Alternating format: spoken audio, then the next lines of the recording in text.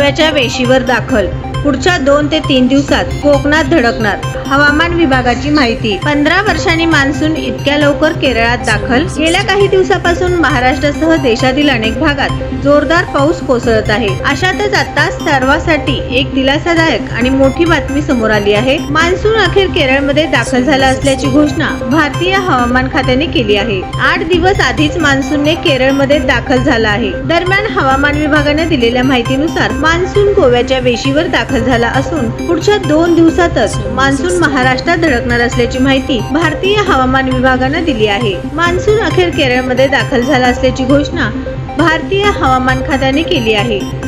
यापूर्वी 2009 मध्ये मान्सून केरळात 23 मे रोजी दाखल झाला होता.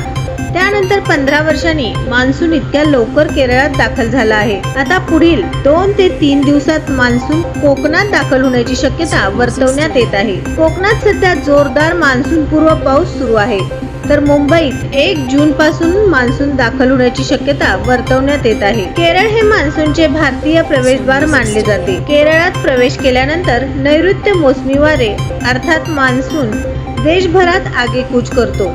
केरळ नंतर पुढील काही दिवसांमध्ये मान्सूनचा प्रवेश दक्षिण आणि मध्य भारतात होणार आहे.